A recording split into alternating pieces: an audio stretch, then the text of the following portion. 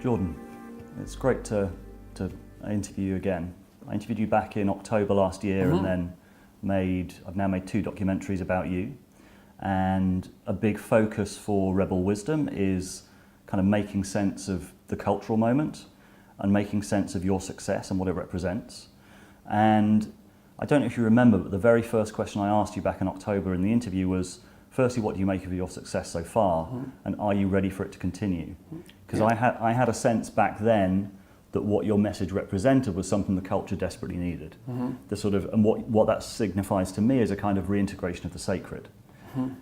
Did you have any sense back then the exponential success that you were going to have between then and now? Well, I mean, the most likely outcome at each of the, what would you say, at each point where I might notice what's going on around me has been that this will stop. But it isn't stopping. So I've been thinking about that pretty much non-stop, I would say. And I have some solutions, let's say, or some ideas that I didn't present in October. So one of the things I've realized is that part of what's accounting for the popularity of my ideas is actually a secondary consequence of a technological revolution. And I've seen that more clearly since October, partly because I can see the mainstream media dying at a faster and faster rate and the alternative media expanding faster and faster. So television, radio, and the classic print media had shared one thing in common, which was an extreme restriction in bandwidth. This was especially true of television because each minute of television, given the necessity to broadcast and the expense of that, was unbelievably expensive. And so there just wasn't time to do anything on television. There's no time. And so if you had something important to say, or even something unimportant for that matter, most of the time it had to be compressed into something approximating 30 seconds, which wouldn't even be your words. It would be a journalist commenting on what you said. And if you were really pushing the envelope, maybe you'd have 25 minutes on a talk show that was devoted to your ideas. But then even that would be highly scripted. And so television made people look stupider than they were, even to the producers of television, because of this narrow bandwidth. The rise of video online and audio as well has blown the bandwidth limitation out of our mass communication. And it turns out that people are smarter with longer attention spans than we thought. What happened with me was that for one reason or another, I was an early adopter of that technology. And so there's this massive technological transformation, which is a Gutenberg revolution in the provision of video and audio. No barrier to production because it doesn't cost anything. Anyone can do it. People can communicate with it. You can cut up YouTube videos.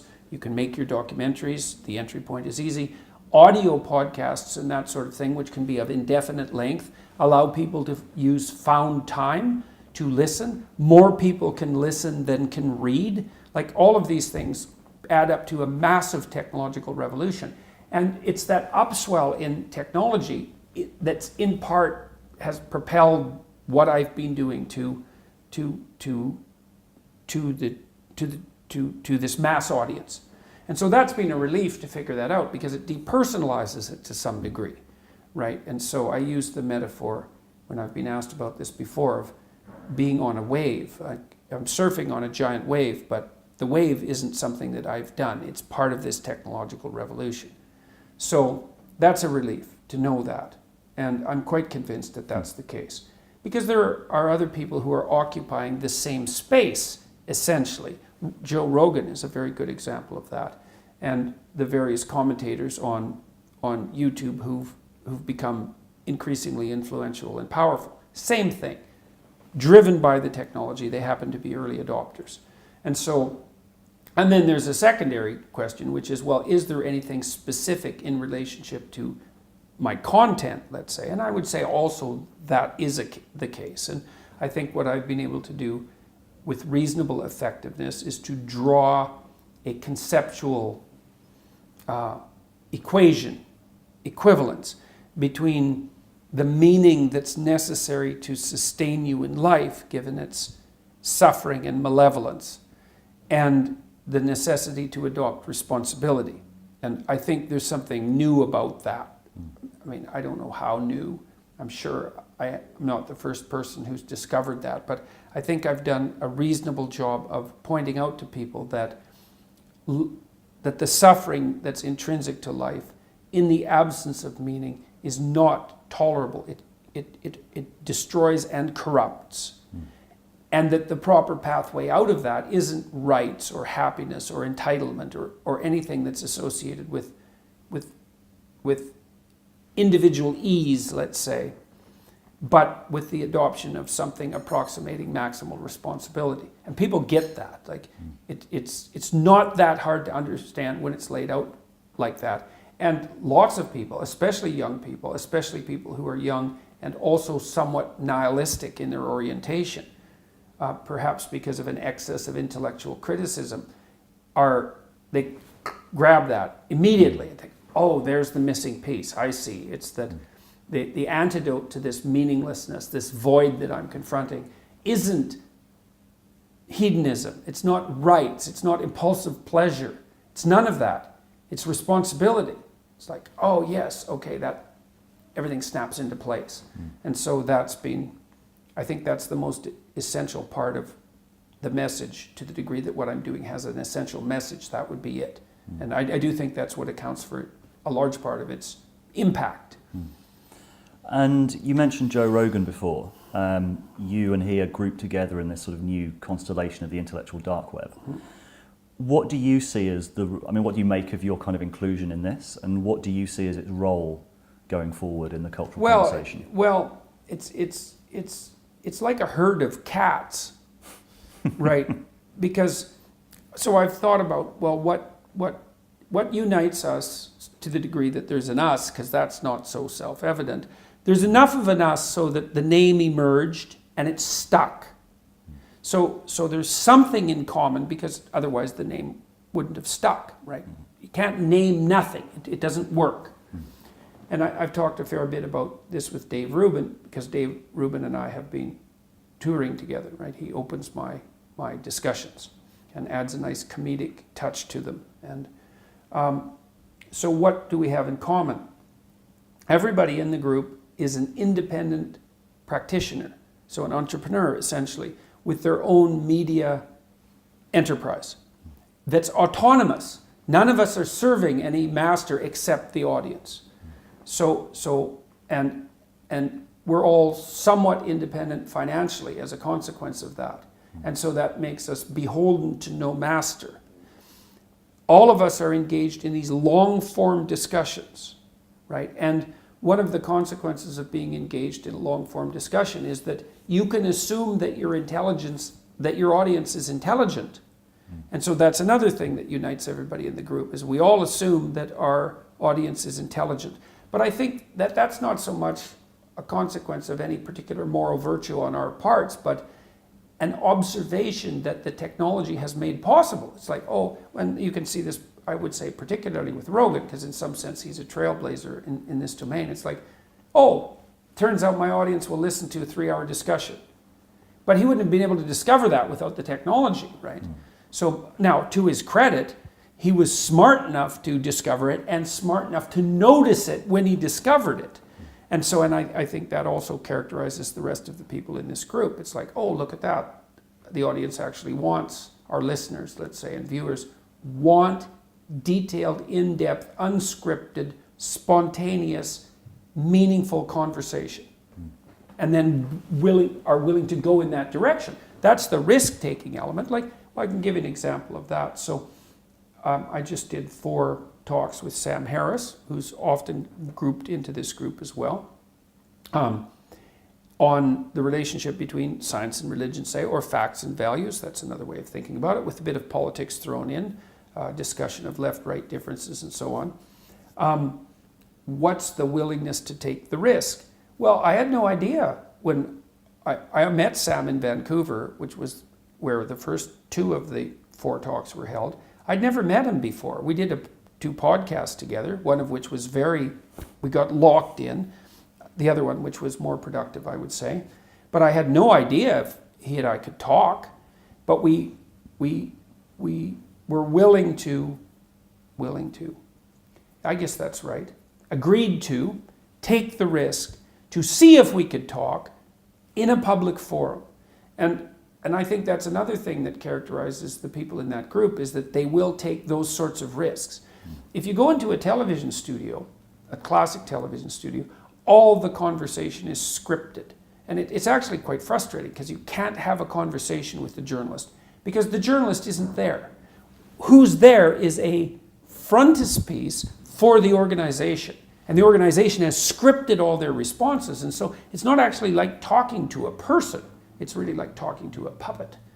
So for better or for worse. But in these unscripted long-form conversations, then you can take the risk of having a conversation, and that can go spectacularly well, but it can also fail dismally. So I would say those are the things that unite us to the degree that the group exists. I mean, I was in LA a week ago, and about 7 of us got together for dinner. And that was the first time we'd met as anything approximating a group.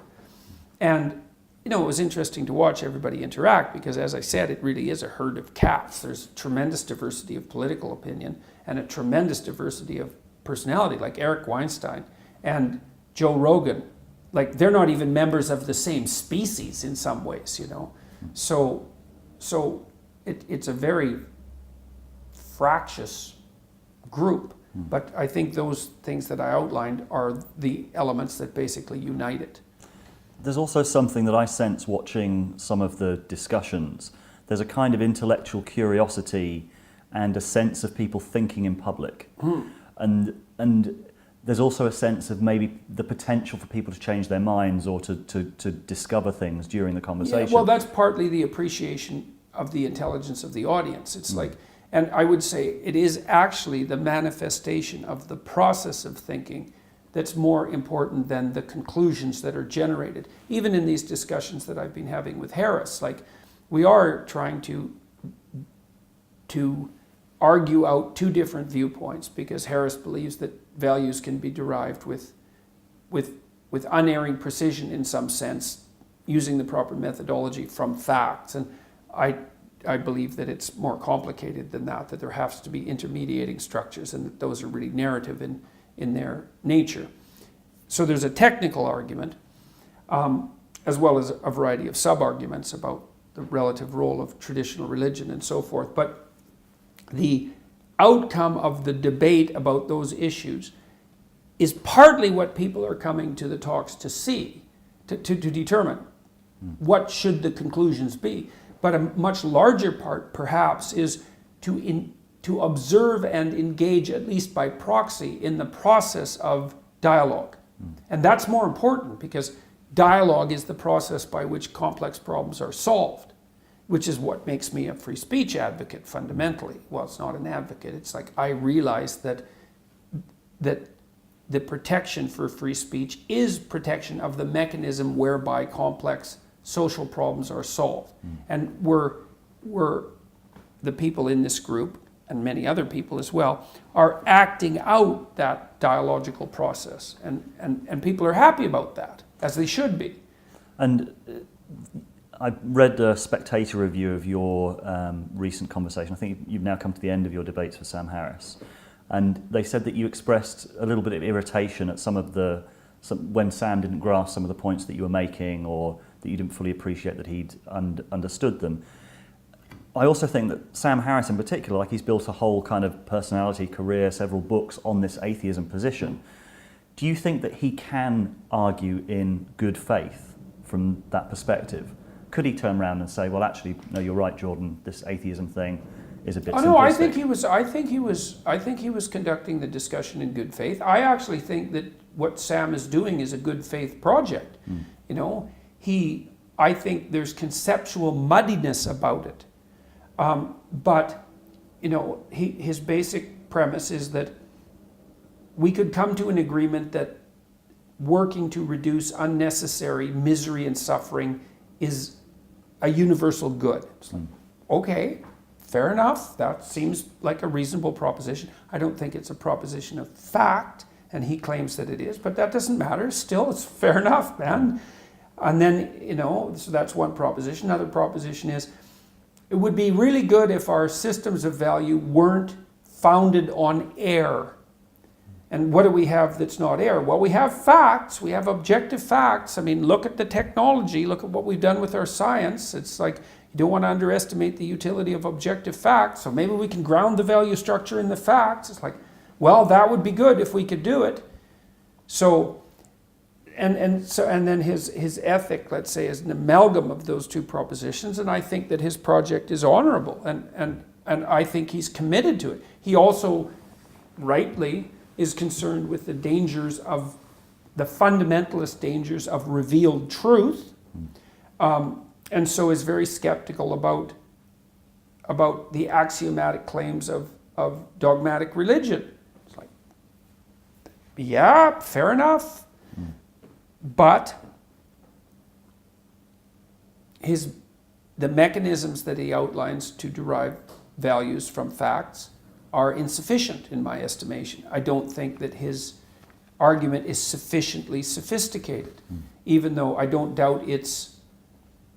think that Sam is any less committed to an ethical good. It's not obvious to me that he is than I am, and he's argued and discussed fully in good faith as far as I'm concerned, with the odd error, because no one is negotiating 100% all the time in good faith. I mean, that's a standard that no one can achieve.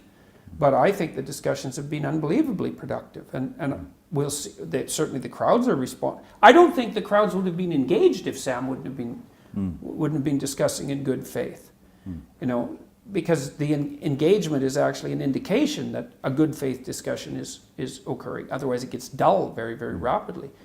We'll see what happens when the videos are released, and that'll be in August, once the sound is edited and all of that, and then people will have a public debate about how the discussion proceeded. I also think that each discussion built on the previous one, and that I think we both ended up more informed and more articulate than we started out. So that's a really good thing. I certainly understand his arguments much better than I did, a year ago, let's say. And I've heard Eric Weinstein describe sort of the cultural moment as a kind of civil war within the left, the sort of extreme left, and then the sort of moderate soft left, which are probably sort of at least the dominating kind of paradigm in the media. I've got a lot of progressive friends, and what I see happening recently, maybe in the last couple of weeks, is a lot of them starting to grapple with your ideas. And looking at, asking this question, what can the left learn from Jordan Peterson? Which is a pretty new development, because I saw a lot of kind of reactivity to it before. How can you personally contribute to that debate? And is that a debate you're interested in contributing to? Absolutely. No doubt about it. No doubt about it. One thing that I've been doing in my tour repeatedly, when I talk about the first chapter of my book, which is Stand Up Straight with Your Shoulders Back, it's a discussion of hierarchies and their eternal nature, right? Because my claim is, and it's not my claim, I think it's mere fact, that organisms that have to cooperate and compete with other organisms of their type inevitably arrange themselves into hierarchies, and that's been going on for so long, which is at least 300 million years, that our nervous systems have adapted to hierarchies as if they're a permanent element of being, right? More permanent than trees, like seriously permanent. The most fundamental neurochemical, the one that regulates the entire brain, serotonin, is acutely sensitive to hierarchical distinctions. And so that's part of the proposition. So the reason I laid that proposition forward was to say, whatever pitfalls hierarchies might produce, you cannot lay them at the feet of the West, patriarchy, or capitalism. It's like, that's a non-starter. You're wrong. And not just a little bit wrong. You're so seriously wrong that if you insist upon doing that, you won't even achieve your own aims. Because you're actually not grappling with the problem. The problem is, if hierarchies are a problem, which they are, the problem is way more serious than mere capitalism.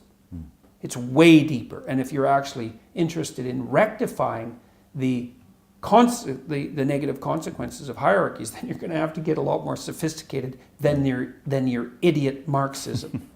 So part of the elaboration of that argument is, well, hierarchies are inevitable because we have to solve complex problems and we have to solve them socially. And when you implement a solution to a complex problem socially, you produce a hierarchy because some people are better at the implementation than others. So there's a hierarchy of competence, and then there's a hierarchy of distribution of the spoils. And in both of those hierarchies, you get a disproportionate clumping of resources at the top and dispossession at the bottom. It's in the nature of hierarchies. So what's the left for? The left is to remind those who are benefiting from the hierarchies that the hierarchy comes at a cost. And the cost is the clumping of people at the bottom. And that's an eternal cost, and it's not trivial. And so that's what the left should be properly focused on. The left should be providing the voice of those who are dispossessed by hierarchies. And the right should be saying, yeah, but the damn hierarchies are necessary. And they're not only necessary, but they're also productive. Then the left says, yes, but they tilt towards tyranny, and they can be occupied inappropriately by people who are playing games of power. Fair enough, the right has to take that into account. The hierarchy can rigidify, and is likely to do that, and it can be taken over by people who are corrupt, and that's likely to happen. And so, but it's okay, because the dialogue can work out. The right can say, well, yeah, we need the damn hierarchies and they need to be buttressed, and the left can say, yes, but they have to be maintained properly so they don't deteriorate and degenerate. And I think that's ancient wisdom. I think the ancient Egyptians had figured that out in their symbolic representations. So now, when the left goes too far, it does something like say, well, how about no hierarchies? It's like, no, how about not? Wrong. Because all that happens if you one of the things that happens if you flatten out the hierarchy is that you can't even organize your perceptions. You can't perceive the world without looking at the world through a hierarchy of value. And because you can't perceive the world unless you make one thing more important than all the other things, because you don't even know what to look at. And if one thing isn't more important than all the other things, then you have nothing to aim at. If you have nothing to aim at, then you have no meaning in your life. So the left can't just demolish the hierarchies in the name of some equality of outcome, let's say, because you blow out the future, you leave people aimless, and you destroy the very institutions that allow people to make competent progress in the world. That's not an acceptable outcome. So we have to agree to live with the tension. Necessity for hierarchies, the proclivity for them to pathologize, and the necessary voice of the left in speaking for the dispossessed. So, and I mean, as far as I'm concerned, I've said something approximating that through my entire career. And so the fact that the left-wingers have been irritated at me is, well, in some sense, that's an inevitable consequence of me taking on the radical left-wingers, but it's also the refusal by the moderate left to deal with their internal problems. And the sticking point that I hear a lot from my sort of more progressive friends is your sort of primary focus is on the individual. Yeah, well, that's too bad for them, because the primary focus should be on the individual. I can agree with that. The paradox that they would say, it's like, okay, focus on the individual, but you have to accept that there are some situations that are much more conducive to an individual thriving than other situations. And so their focus is on structural inequality, you're focusing on the individual. Is there not some interplay between the two? Oh, definitely. Well, obviously, because people do have group identities. The question is whether the group or the individual identity should be paramount. And the leftist answer, the radical leftist answer is, Well, there is look, it's not me that's failing to take into account those two levels of analysis. It's the bloody radical leftists, because for them it's the collective, and that's that. And so it's obvious, as far as I'm concerned, that people have their individuality, and then behind that they have their group, multiple group identities, which is also a big problem. But also poverty or any of these situations that make it much more difficult for people to self-actualize. Mm-hmm. What I think they'd argue is they don't hear you talk about that very much. Well, it isn't. First of all, it's not self-evident. Like I don't accept Maslow's hierarchy of needs. I don't think it's necessarily more difficult for people who are poor to self-actualize. Sorry, I don't buy that. Because what that would mean, think about what that would mean. That would mean that the rich are morally superior. That's what that means, because they have all the opportunities to self-actualize. So obviously, if the material conditions are the prerequisite for self-actualization, then the rich are morally superior to the poor. Is that really an argument we want to make? And in fact, I don't think that that's even vaguely reasonable, because one of the things that does help build character is privation. Now, obviously, starving to death is an excess of privation. So there are limit conditions. But it's a leftist trope that the provision of additional material resources will produce ethically superior human beings. Sorry, not true. And in fact, sometimes quite the contrary. So I don't buy that argument in the least. I also think that under most circumstances, accepting those of exceptional privation, and even perhaps under those conditions, in most cases, your best bet to move people forward is to concentrate on the development of their individual character and their individual moral character. And because your moral character is actually the set of tools that you have to operate effectively in the world. Because otherwise morality would be of no utility. And morality is, in some sense, precisely that which is of maximal utility. And so, and the other objection that I would throw out at the radical left is, well, how do you know that your emphasis on collective existence isn't just an abdication of your personal responsibility? Well, of course it's not. It's like, no, seriously here. It's not that easy to adopt personal responsibility, maximal personal responsibility. What makes you think you're not running away from it? You have every reason to. You're really of that stellar moral character.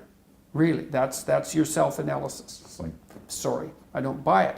And I especially don't buy it when I look at the consequences of leftist revolutions. Because all these people of stellar moral character, when they undertake their collectivist revolution, nothing comes out of that but absolute bloody catastrophe.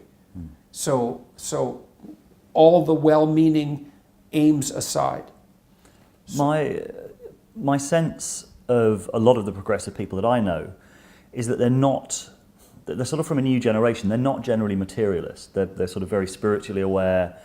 And I sense a kind of implicit message in what you're saying that I've never heard made explicitly, that in some sense materialism is a deadening doctrine. I mean, you look at the opioid crisis in America, you look at a lot of these, if poverty is seen as a more sort of, also as a sort of spiritual crisis or a crisis of the soul as much as anything else. It's mostly that. It would be a lovely thing if poverty was caused by lack of money. We could fix it really easily then.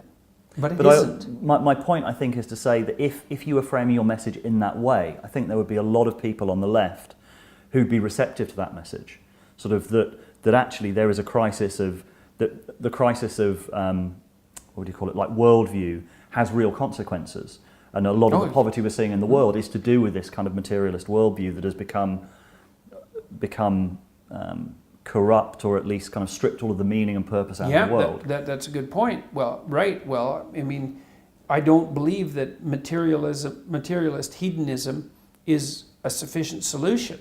Now, it's a bit more complicated than that, because I do think that functional democratic systems are actually pretty good at reasonable hedonism. Like, I'm pretty happy that our system produces a variety of toothpastes and a variety of toilet papers and a variety of sanitary napkins, all of these things that that are basically oriented towards, what would you call them, individual creature comforts. There's something about that that's really merciful and properly egalitarian. And so a certain degree of material hedonism is a good thing, right? Because it's nice that people can have their basic needs taken care of in a dignified manner. But as a ultimate solution to the problems of life, it's insufficient, which is again why I don't really like Abraham Maslow's hierarchy of needs. You know, it isn't a progression up the moral chain because of the provision of additional material resources. It doesn't work that way. That doesn't mean that you want to set up a situation where as many people as possible are absent the terrible strictures of privation. But we are doing that quite rapidly, thank God. So I think where the leftists are less happy with what I'm doing is the case that I'm making, that the meaning that transcends mere materialism is to be found in the adoption of individual responsibility. Because I wouldn't say that that's a core message, certainly not of the radical left. It's not that at all, because generally they construe the individual as either the oppressor or the suffering oppressed, but not as the active agent, as either of those active agents. The problem with the oppressor-oppressed narrative is, even though there's an element of truth to it, each of us can be subdivided into so many group identities that there's at least one dimension along which we're all oppressors. And that's actually, when I've been looking at what happened in the aftermath of the Russian Revolution, that was the bloody error, so to speak. Because you could take virtually any individual and you could find out, it's like if there's one dimension of your identity that makes you an oppressor, that trumps all the elements of your identity where you're a victim. And the problem with that is there is one element of your identity where you're an oppressor. And so that's sufficient justification to throw you in with the predators and do whatever is necessary to dispense with you. And that is exactly what happened in the aftermath, well, not only of the Russian Revolution, but all of these radical leftist revolutions. It's like, well, if you're a socialist, well, you're not sufficiently pure from a doctrinaire perspective. And if you're a student, well, then you're part of the emerging bourgeois class. And if your parents were reasonably, what would you say, efficient farmers, then you're part of the kulaks. And like, it just went on and on and on and on. There wasn't anybody who escaped from being tarred with the brush of oppressor. And that is because each of us are in fact oppressors and oppressed. Every single person shares both of those things in common. So, got a couple of minutes left, so this might be quite a big question. But just come back from the US, where we interviewed Paul Vanderklay, a Christian pastor who's been doing quite a lot of videos about your thought. One of his questions was, he says he sees a real sort of stoicism in your thought. So pick up your cross and drag it up the hill. His question is, what's at the top of the hill? He doesn't hear that. God. Well, that's because he hasn't listened to the times when I've been talking about it, I guess, because I've said it repeatedly. You stumble uphill with your burden towards the city of God. That's the story. What does that mean, the city of God, to you? I would say that that's a place where everyone bears maximal responsibility and speaks the truth. That's what it is. And what's the responsibility? You're responsible for the suffering in the world. You're responsible for the malevolence in the world. And you're responsible for the veracity of your utterances. Right. And in the city of God, you're maximally responsible for the suffering. You're maximally responsible for the malevolence. And you speak the truth. That's what it is. Very concise. So you can tell Paul Vanderklay that from me. Great. Jordan, thank you very much. My pleasure. Nice to see you again. You too. Yeah.